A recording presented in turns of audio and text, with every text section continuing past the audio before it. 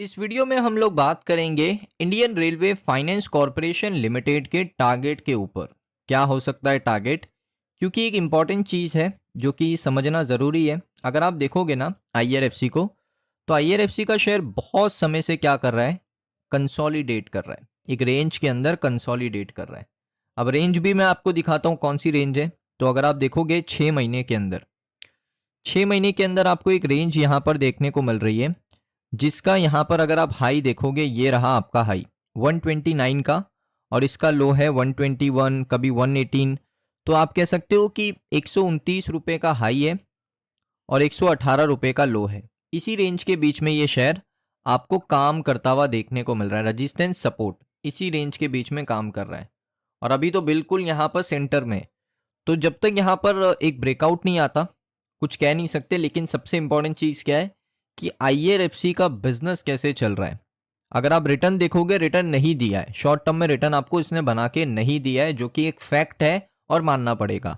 5 दिनों में 0.47% नीचे, 1 महीने में 2.95% नीचे, 6 महीने में 12.68% नीचे, साल भर में अगर आप देखोगे 12.5% नीचे।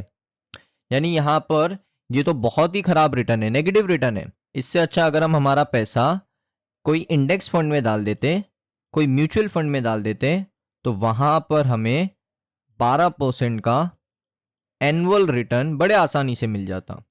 बट वाई आईआरएफसी, ऐसा क्यों हो रहा है आईआरएफसी के अंदर, वो जानेंगे इस वीडियो में।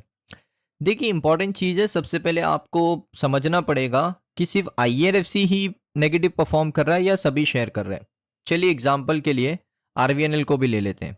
यहाँ पर होगा आरवीएनएल, ये लिख सकते हो, रेल विकास निगम लिमिटेड। 5 दिनों में 1.42% ऊपर, 1 महीने में 4% नीचे, 6 महीने के अंदर 21% नीचे, 1 साल में 22% नीचे। तो ये भी उसी तरीके से परफॉर्म कर रहा है। अब यहां पर आईआरएफसी का स्ट्रेटेजी आप देखिए। मनोज कुमार दुबे जो कि कंपनी के सीएमडी हैं, उन्होंने कहा कि हम यहां पर टारगेट करेंगे डबल डिजिट ग्रोथ को एवरी क्वार्टर। और कंपनी का ये मानना है कि उनकी एक्सपेक्टेशन है कि एक स्टेडी परफॉर्मेंस आपको आने वाले 5 सालों तक देखने को मिले आईआरएफसी में। अब किस तरीके से देखने को मिल सकता है, तो मनोज कुमार दुबे ने इसको एक्सप्लेन किया है शेयर होल्डर्स के लिए। कंपनी का मानना है कि ये नया 2.0 स्ट्रेटेजी है जो कंपनी के बिजनेस को ग्रो करेगा। जो कंपनी पहले ट्रेडिशनल रेलवे फाइनेंसिंग करती थी, उसके बियॉन्ड कंपनी को ग्रो करेगा। प्लान ये है कि फोकस करना है project link to the railway ecosystem, यानी कोई भी प्रोजेक्ट हो, अगर वो लिंक करता है हमारे रेलवे इकोसिस्टम के साथ, तो उसको हम लोग फाइनेंस कर सकते हैं। जैसे पोर्ट कनेक्टिविटी, पावर सप्लाई, या आईआरएफसी को परमिशन है कि आप रेलवे इकोसिस्टम, जो भी प्रोजेक्ट रेलवे इकोसिस्टम को कनेक्ट कर रहा है, उसके लिए काम कर रहा है, उसको आप बिल्कुल फाइनेंस कर सकते हो और वहां पर एक अच्छा मार्जिन आप कमा सकते हो।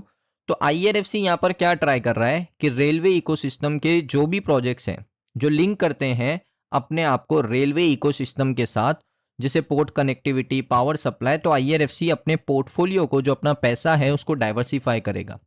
आईआरएफसी ने कभी ये नहीं कहा कि हम यहाँ पर रेलवे फाइनेंसिंग नहीं करेंगे। हम कोर रेलवे फाइनेंसिंग भी करेंगे। हम रेलवे इकोसिस्टम से जो लिंक प्रोजेक्ट हैं, जैसे पोर्ट कनेक्टिविटी के प्रोजेक्ट है, पावर सप्लाई के प्रोजेक्ट है, उसको भी हम लोग फाइनेंस करेंगे। जिससे क्या होगा, हमारा जो रिस्क होगा कैपिटल के ऊपर वो लो होगा, और साथ में सरकार हमें बैक करती है।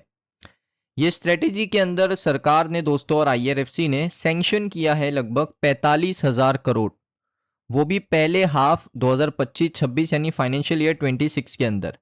पहले हाफ के अंदर 45,000 करोड़ का यहाँ पर आप देख सकते हो कंपनी ने क्या किया है, 45,000 करोड़ का सैंक्शन किया है। सैंक्शन का मतलब अप्रूवल दे दिया है इतना लोन प्रोवाइड करने के लिए, जिसमें दोस्तों डिसबर्समेंट जो है उसका टारगेट है 30,000 करोड़ का, जो कि सरपास हो जाएगा, ये कंपनी का मानना है। डिसबर्समेंट का मतलब होता है कि सैंक्शन मतलब अप्रूवल, डिसबर्समेंट का मतलब होता है कि ये पैसा हमने बोरोवर को, जो पैसा ले रहा है आईआरएफसी से जो प्रोजेक्ट के लिए, उसके अकाउंट में ट्रांसफर कर दिया। तो 30,000, 45 में से 30,000 करोड़ ऑलरेडी डिसबर्समेंट हो चुका है। इससे ज़्यादा हो सकता है, क्या 45,000 करोड़ ही हो जाए, तो कि एक बहुत अच्छी बात है। उसके बाद उन्होंने हाईलाइट किया कि कंपनी फोकस करेगी। कंपनी क्या चीज़ के ऊपर फोकस करेगी? अपने मार्जिन्स के ऊपर कंपनी फोकस करेगी, अपने नेट इंटरेस्ट मार्जिन के ऊपर कंपनी फोकस करेगी और नए प्रोजेक्ट मिलने की वजह से कंपनी अच्छे रिटर्न बना पाएगी। IRFC का एम है कि वो डबल डिजिट प्रॉफिट ग्रोथ हर क्वार्टर में करे और कंसिस्टेंट परफॉर्म करे नेक्स्ट 5 इयर्स के लिए। सो कंपनी का मेन गोल है कि वो अच्छा प्रॉफिट करे हर क्वार्टर में। उसके बाद दोस्तों यहाँ पर आप देखोगे IRFC एक रिमेन्स अ की client IRFC growth increasingly coming from other railway link project. IRFC की जो ग्रोथ आपको देखने को मिल रही है वो दूसरे रेलवे लिंक प्रोजेक्ट के थ्रू देखने को मिल रही है। तो IRFC ने कहा कि हमारा प्री पेमेंट का जो रिस्क है वो ज़ीरो है, हमारा PAT काफ़ी अच्छा है, अच्छे से ग्रो कर रहा है। उसके बाद हमारा जो रोड मैप है कि हमें किस तरीके से हमारे एसेट को यूज़ करते हुए प्रॉफिटेबिलिटी को इम्प्रूव करना है वो भी हमें पता है। सो आई थिंक मैनेजमेंट काफ़ी क्लियर हो चुका है उनको क्या करना है और ख़ास करके मनोज कुमार दुबे जो कंपनी के CMD है वो काफ़ी क्लियर है इस मामले के ऊपर कि किस तरीके से कंपनी को डबल डिजिट ग्रोथ दिलानी है, प्रॉफिटेबिलिटी को इम्प्रूव करना है, ये उनको क्लियर आउट हो चुका है। अब पहले उनको था कि भाई सिर्फ हम करेंगे हार्डकोर रेलवे फाइनेंसिंग, अब उनको पता चल गया है कि जो भी रेलवे इकोसिस्टम के साथ कंपनी लिंक कर रही है, जो लिंक कर रही है रेलवे इकोसिस्टम के साथ, उनसे हम अच्छा रेट ऑफ इंटरेस्ट चार्ज करेंगे, बेटर मार्जिन क्रिएट करेंगे और अच्छा प्रॉफिट आफ्टर टैक्स पोस्ट करेंगे, जिससे शेयर होल्डर्स को भी बेनिफिट होगा, कंपनी को भी बेनिफिट होगा, सरकार को भी बेनिफिट होगा। तो विन विन सिचुएशन है मेरे हिसाब से IRFC के लिए। ये कंसोलिडेशन फेज खत्म होने के बाद मुझे लगता है कि यहाँ पर IRFC का शेयर अच्छा परफॉर्म कर सकता है। उसके बाद आप देख सकते हो जैसा उन्होंने कहा वैसे वो एग्जीक्यूट भी करना जानते हैं। IRFC ने सेट किया है कि वो साइन करेंगे एक MOU 20,000 करोड़ का और फंडिंग देंगे वाधवान पोर्ट प्रोजेक्ट्स को। अभी उन्होंने क्या कहा था कि जो भी प्रोजेक्ट्स रेलवे कनेक्टिविटी के अंदर आता है, रेलवे इकोसिस्टम के अंदर आता है, तो यहाँ पर जो ये पोर्ट कनेक्टिविटी है ये रेलवे इकोसिस्टम के अंडर आती है। इस वजह से IRFC इनको 20,000 करोड़ ऑफर कर चुका है। तो ये बहुत अच्छी खबर है कि वो सिर्फ बोल रहे नहीं है कि हम ऐसे ऐसे करेंगे, उसको एग्जीक्यूट भी कर रहे हैं, जो कि एक बहुत अच्छी बात है। अब इस वजह से आपको देखिए कंपनी के नंबर्स में डेफिनेटली डिफरेंस देखने को मिलेगा। मैं आपको नंबर्स में डिफरेंस दिखाता हूँ। सबसे पहले नेट प्रॉफिट में आप डिफरेंस देखिए। कंपनी पहले आप देख सकते हो ईयर ऑन ईयर बेसिस का प्रॉफिट ग्रोथ परसेंटेज -6%, -10%, -2%, कभी 34% का ग्रोथ आ गया, फिर 1%, 4% ग्रोथ, 2%, -2%। लेकिन आप देखोगे क्वार्टर 1 क्वार्टर 2 11% का ग्रोथ, 10% का ग्रोथ, EPS के अंदर कमाल का ग्रोथ। प्रॉफिट कितना कर रही है कंपनी वो भी आप देख लीजिए। मैं आपको नेट प्रॉफिट दिखाता हूँ कंपनी का। ये रहा net profit. Company 1746 crore, 1777 crore net profit आपको लगातार ग्रो करता हुआ देखने को मिल रहा है।